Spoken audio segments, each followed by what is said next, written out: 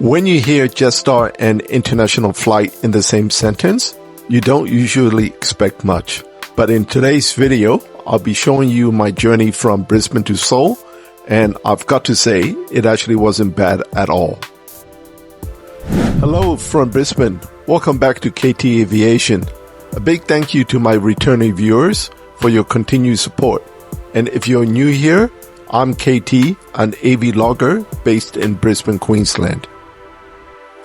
As I mentioned in the intro, I wanted to give you a look at what an international flight with Jetstar is like aboard the wide-body Boeing 787-8 as I make my way to Seoul, Korea.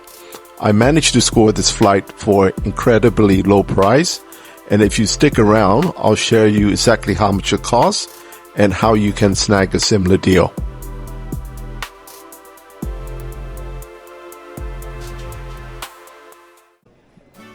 This trip report marks the first installment in my Korea-Japan series, where I'll be exploring regional and domestic flights with airlines such as Japan Airlines, ANA, and Korean Air. Stay tuned as those videos will follow in succession. Today's flight is scheduled to depart from Gate 82 at 11:10 a.m. and arrive at Incheon Airport at 7:50 p.m. with a total flight time of 9 hours and 30 minutes. Credit where it's due, this was the fastest check-in I've ever experienced. From collecting my boarding pass to dropping off my baggage, it took less than a minute. Well done, Jetstar. Here's my aircraft for today. Victor Hotel-Victor Kilo India. A 10-year-old Boeing 787-8 that originally entered service with Jetstar on the 5th of February 2015. If you're enjoying the content, don't forget to like and subscribe. It helps let YouTube know and support the channel.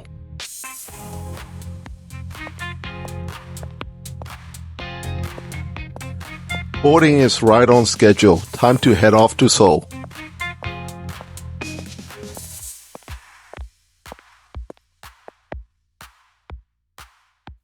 As I step on board, I'm welcomed by the signature red neon lighting, typical of Jetstar aircraft. My seat is 39J and the cabin is arranged in a 333 configuration.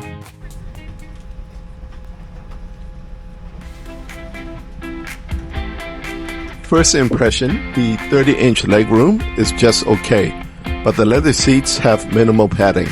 They're quite thin and not very cushioned. Let's see how they feel after 9 hours on board.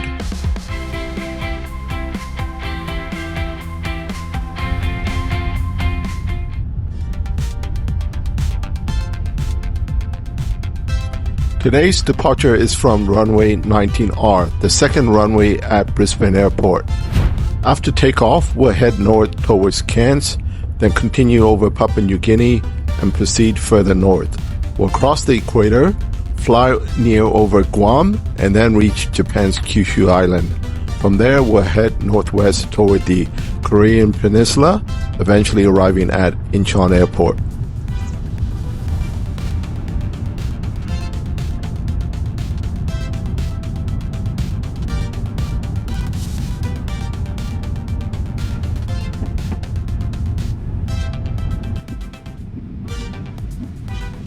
Now that we're airborne, let's take a look at the onboard cabin services offered on this flight.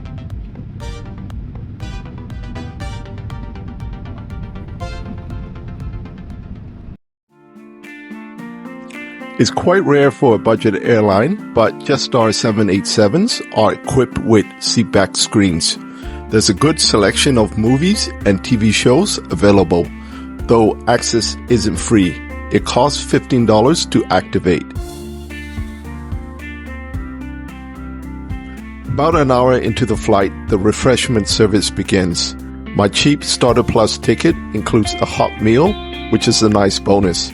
I actually forgot what I ordered, so I'm just waiting to be surprised. My hot meal was a beef lasagna. The presentation left much to be desired, but the portion was generous and the taste was generally good.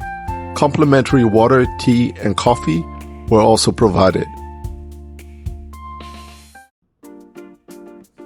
There are 6 toilets in total on board, with 5 available for economy passengers.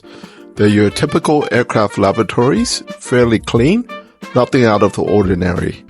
Handrails are provided to assist passengers with disabilities. One standout feature of the 787 is its large windows. However, many passengers aren't fan of the push-button dimming system, as it doesn't fully block out the light. Personally, I don't mind it, but I know some people avoid flying the 787 because of this. Let me know in the comments, are you for or against it? This TV series, Dune Prophecy, kept me entertained for around 5 hours. It was available on the in-flight entertainment system.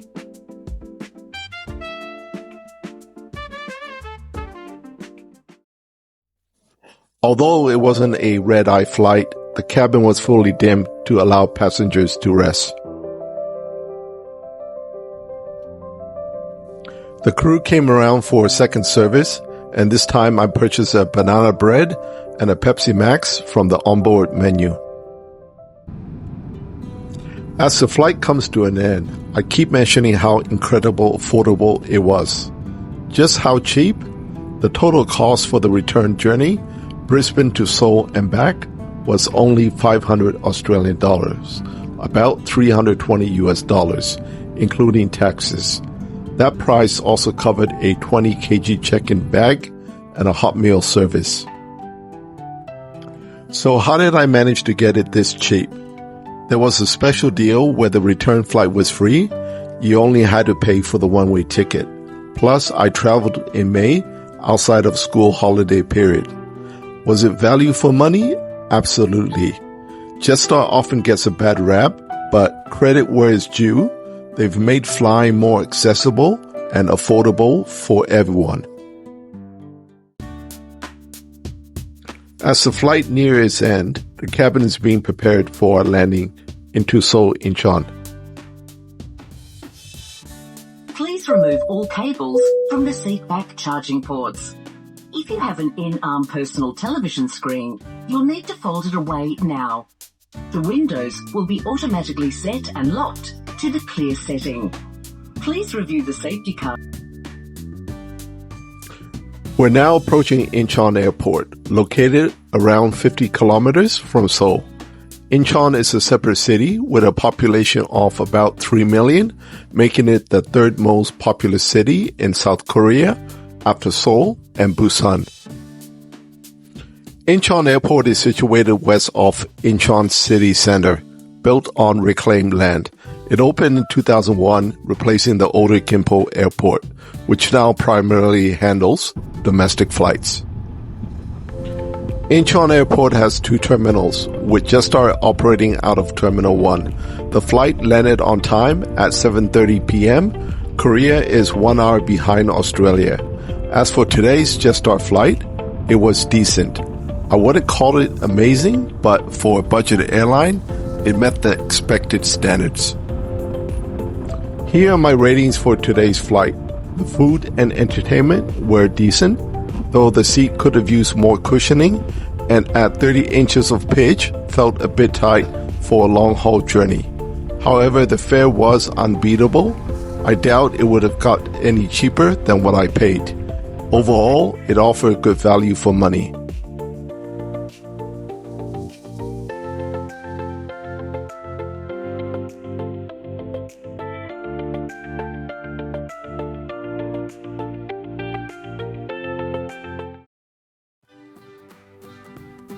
Thanks for watching. If you enjoyed the video, please consider liking and subscribing. Your support truly means a lot.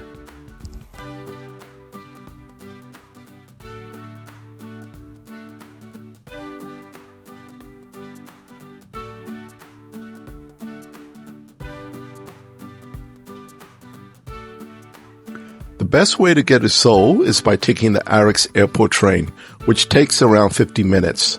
I'll be getting off at Gimpo Airport, one of the stops along the line. for my next journey to Tokyo Haneda with Japan Airlines. Be sure to keep an eye out for that video as well. This is my hotel, Lotus City at Gimpo.